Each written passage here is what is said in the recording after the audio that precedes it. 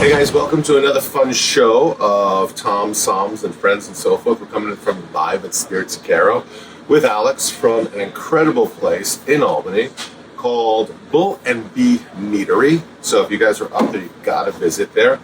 And my questions I'm gonna have for you today is, one, what is mead? Is it a wine? Is it a whiskey? Two, is it really made from honey? And three, why does yours, and this is not knocking anybody, so I sell other meads, so don't email me shit. Why does yours not have a viscous tongue lashing that sits on your tongue for an hour? And have at it, because I'm really curious. You're very curious. So yeah, definitely. So our mead, it's of course obviously it's the oldest beverage in the world.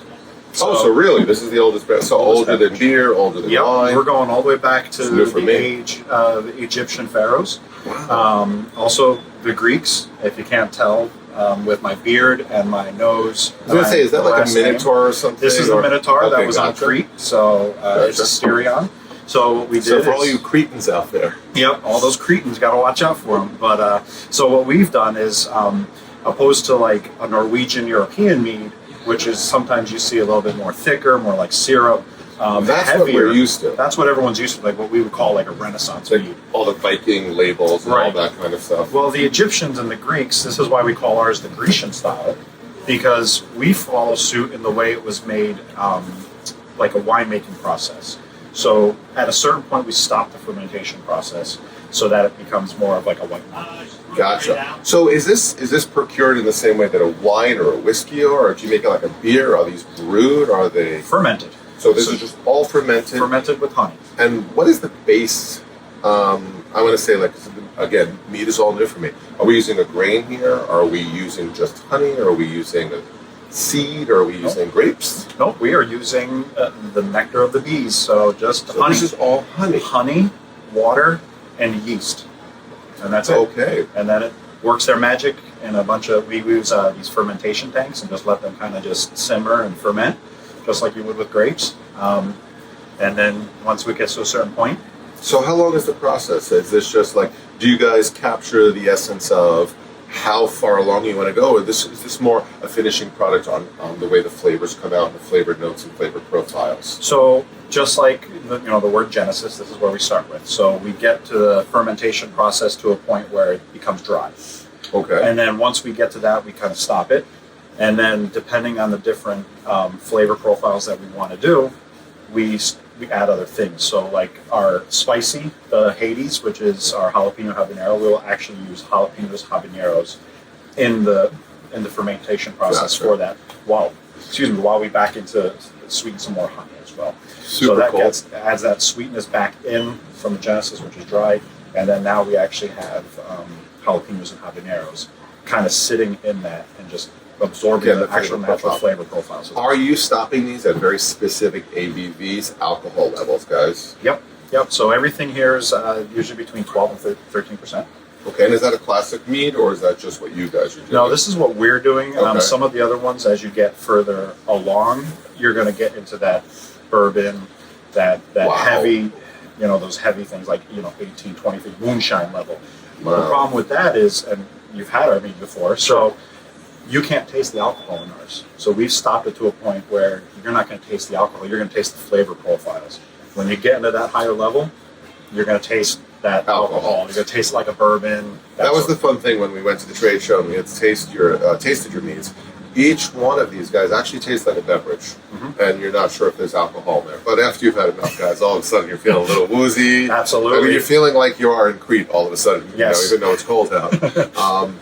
But my other fun thing about this is a lot of people who are cider drinkers tend to always ask, if I like dry cider, will I like dry mead? Are they like? Is there anything to correlate a cider person who comes out and like, I like really dry apple cider?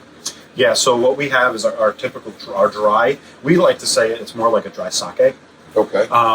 When it comes to like a cider, sometimes and we don't have any right now. In our first quarter of next year, we are going to be working on them. They're called the sparkling meads or the sessions, and that's where people are like, oh, it's like a beer because it's got the bubble. Gotcha. So it's a lower ABV value. But it does taste. You have more of that. You can have that cider profile things like that from a beer level. And this is the full profile of all of your flavors going on up in Albany? Yep. And you guys are making this right in the heart of Albany? Right in downtown Albany. You're not like coming out of like Saratoga Springs or something and then bringing it and having a tasting room. This is there. This is now, right there in the tasting room. Where are you guys located? We are on Hamilton Street, 140 Hamilton Street, right down in downtown Albany, underneath the Egg and the Plaza. Nice. So we're right there next to the MVP Arena. So you guys got to go down there and do a tasting. You guys can come down here and you can find him at the Spirits of Canada. If you have questions, you can always shoot him over to us, or you can shoot him over to the Bull and Bee. They can answer anything for you. Is there anything before we kind of cut out for the day? Because I really just wanted to let people know about some meads. Is there anything that you want to add to like meads to tell people like the difference between you and don't be afraid to pick a mead up off the shelf if do they go well with dinner? Do they go well with celebrations and stuff like that? Yeah, so it's always something different. What's nice is, the holidays are coming, so a lot of people were walking around a farmer's market we're at, and they're like, oh, what's this? And explain to people. It's something different to introduce to people. It's a kind of a conversation starter. What's nice is how many like IPAs can you have? Like, True. How many Chardonnays can you have? True. So people are now looking for something a little bit different. Now, what's great about our mead is that it's also, you could mix it up with different cocktail mixes as well. Very cool. So, like the dry, anything that you would build a cocktail with that would use gin, replace the gin with a mead. So like a mead grony. Yep. We actually have one of those actually in the tasting I'm room. making these up, guys. They're getting all their stuff from me. The Hades, great with a Bloody Mary. Okay. It's also, I actually made chili with it. I'm actually working on a recipe to do chicken wings with it. Oh, nice. Instead of like buffalo sauce, I'm going to do Hades sauce. Can you do an espresso martini with this really new looking coffee? Absolutely. This is the new bad boy. I haven't tried this, so I'm really excited about the coffee, this iteration of coffee. Where's the coffee coming from? So actually, we partnered with a local company, Motor Oil Coffee. Perfect. Provides, yeah, I know. That provides the coffee for this as well. So, an espresso martini with that. That's like right up my alley. I think maybe tonight during our tasting we may have some. We might have to try this and make a couple of them.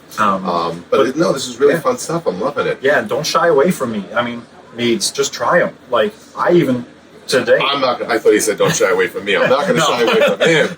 I mean, but the mead, I get it. Don't shy away from me. But with meads, we just stopped by another retailer up there just to check on inventory, and I saw a couple meads that I haven't tried yet.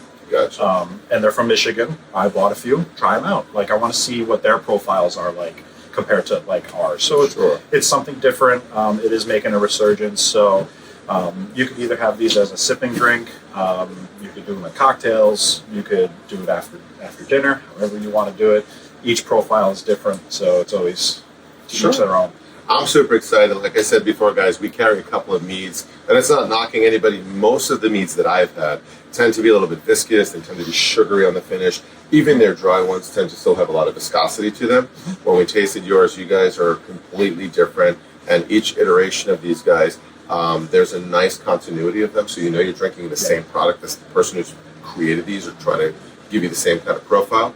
But at the same time, I'm getting such a different complexity, which we really love. So we're super happy to have you here. Yeah. So you guys can come down and buy them from us anytime you want. Ka-ching, it's Christmas, buy some. Yeah. Or you guys can go up and taste them with this handsome dude who's a Viking / Grecian / warrior / Cretan / Minotaur. I really thank you for coming in today and talking about your wares and things like that. Absolutely. So don't be a stranger. Go up to Albany, come down here, drink some mead. It's good shit.